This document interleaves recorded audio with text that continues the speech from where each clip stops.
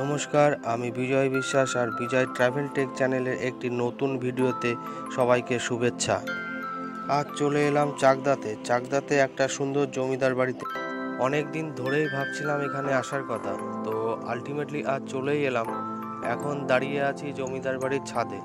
তো জমিদার বাড়িটির নাম হলো রায়বাড়ি নামে পরিচিত। বাড়িটিতে কি কি আছে আসুন একটু ঘুরে ঘুরে দেখি। আমার চ্যানেলে আপনারা যারা প্রথম ভিডিও দেখছেন তারা অবশ্যই চ্যানেলটিকে সাবস্ক্রাইব করে নেবেন, কারণ যাতে এরকম ভিডিওর নোটিফিকেশনগুলি সবার প্রথমে আপনাদের কাছে পৌঁছে যায়। ভিডিওটি ভালো লাগলে অবশ্যই লাইক শেয়ার করবেন।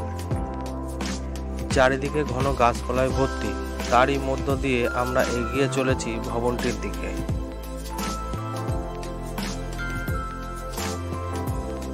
এটি জমিদার বাড়ির মুখ্য প্রবেশদ্বার। আসুন জমিদার বাড়ির ভেতরে যাওয়া যাক। ভেতরে প্রবেশ করার সাথে সাথে চোখে পড়ল অনেক বড় একটা উঠোন। বর্তমানে সুপারি শুকানোর কাজে ব্যবহার করা হচ্ছে। জমিদার বাড়িটি উঁচু ভিটের উপরে অবস্থিত এবং ফাঁকা উঠোন থেকে ঘরে যাওয়ার জন্য 4টি সিঁড়িও করা হয়েছিল। চলুন ঘরের ভিতরে ঢুকে একটু দেখা যাক। তবে একসময় ঘরগুলিতে লোকজনের আনাগোনা চলত, যেটা এখন ধ্বংসস্তূপে পরিণত হয়েছে। তবে আগেকার দিনের হাতের কাজ ও কাঠের তৈরি ছাদের কারুকার্য আজও চোখে পড়ার মতো। ধ্বংসস্তূপ ভবনটির সম্বন্ধে সেরকম কিছু জানতে পারলাম না। এই গ্রামের কিছু বয়স্ক মানুষের কাছ থেকে জানতে পারলাম এই জমিদার বাড়িটি শ্রী কেদার রায়ের পুত্র ভব রায়ের। এই মুহূর্তে আমরা ছাদে ওঠার চেষ্টা করছি, তো চলুন ছাদে গিয়ে দেখি।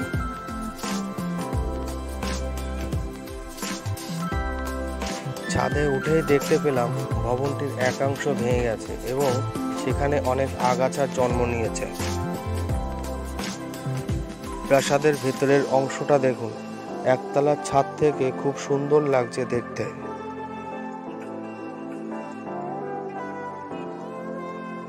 জমিদার বাড়িটির ছাদটা একবার দেখুন, চারিদিকে উঁচু নিচু ধ্বংসস্তূপে পরিণত হয়েছে।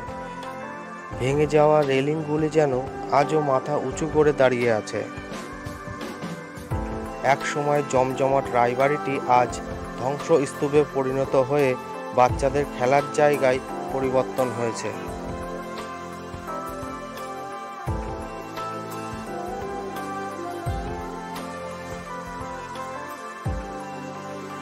ছাদ থেকে একটু এগিয়ে সামনের দিক গেলে চোখে পড়বে বহু পুরনো একখানি পুকুর, যেটি জলশূন্য। তবে পুকুরটির প্রাকৃতিক দৃশ্য এতটাই সুন্দর যে আপনাকে মুগ্ধ করবে। ভিডিওটি দেখার জন্য সবাইকে অনেক ধন্যবাদ, আর দেখতে থাকুন আমার ইউটিউব চ্যানেল বিজয় ট্রাভেল টেক। এবার আসি রায়বাড়িটিতে পৌঁছাবেন কিভাবে। প্রথমে শিয়ালদা থেকে শান্তিপুর বা গেদে লোকাল ধরে চলে আসুন চাকদাতে। তারপর চাকদা স্টেশনের বাইরে থেকে যে কোনো একটা গাড়ি ধরে চলে আসুন বনমালী পাড়া বা রায়বাড়ি। ভাড়া পড়বে প্রতিজনের 15 টাকা।